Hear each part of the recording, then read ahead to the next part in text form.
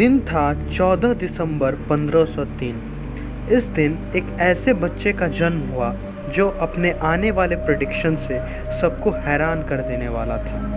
जी हाँ, आज का टॉपिक एक मशहूर एस्ट्रोलॉजर नास्ट्रेदामस पे है। Let's explore the predictions of Nostradamus. Nostradamus 22 साल की ही उम्र से प्रेडिक्शंस करने लगे थे।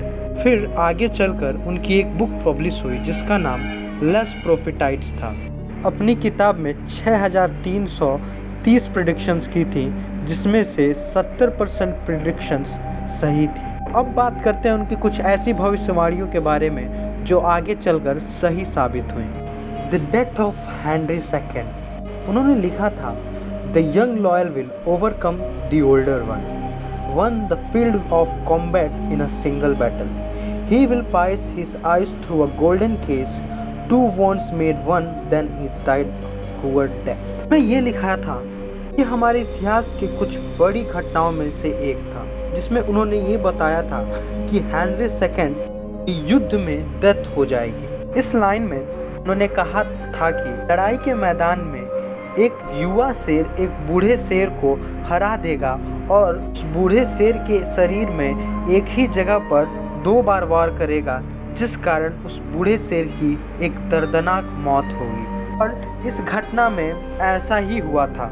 साल 1559 में हेनरी II जो फ्रांस के राजा थे, उन्हें बूढ़ा शेर कहा गया और उनसे 6 साल छोटे एक नादे लड़के जिन्हें छोटा शेर कहा गया था। और युद्ध में हेनरी II को 2 बार घायल कर दिया गया था और 10 दिन तक उनका इलाज चला, बट वो एक दर्दनाक मौत मारे गए। से नास्ट्रेदामस की ये भविष्यवाणी एकदम सही साबित हुई। और बहुत इतिहासकार ये भी कहते हैं कि दोनों राजाओं ने लड़ाई के समय अपने सिर पर शेर का मुकुट पहना हुआ था। Adolf Hitler's terror in Europe. From the death of Western Europe, a young child will be born of a poor people, who by his tongue will seduce a great troops.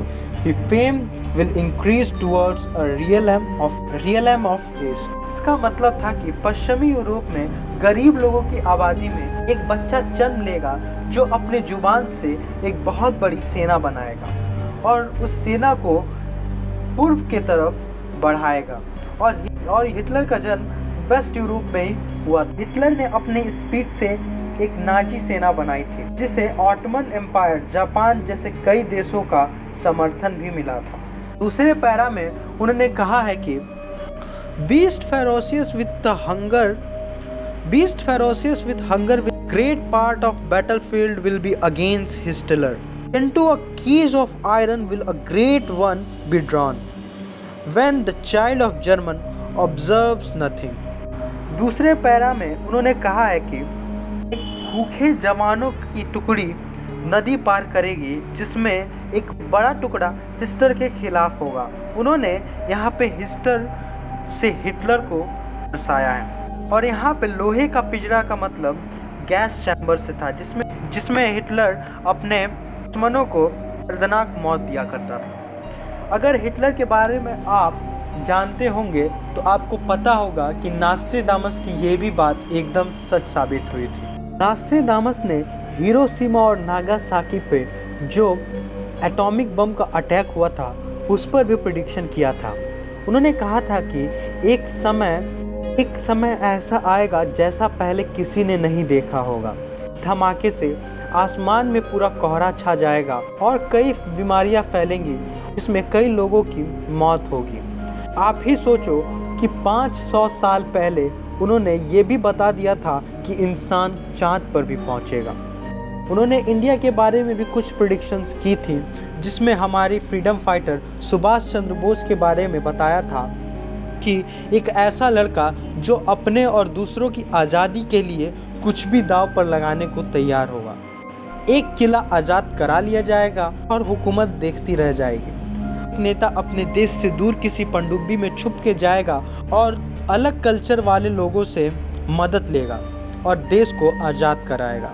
इस घटना को तो हम सब जानते हैं कि कैसे हमारे नेताजी सुभाष चंद्र बोस जापान गए और वहाँ से वर्ल्ड वॉर II के टाइम मदद मांग के लाए थे।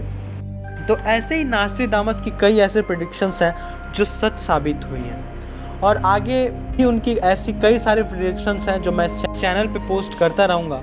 तो अगर अभी तक आपने सब्सक्राइब नहीं किया है तो प्लीज़ सब्सक्राइब कर लें। Thanks for watching, stay healthy.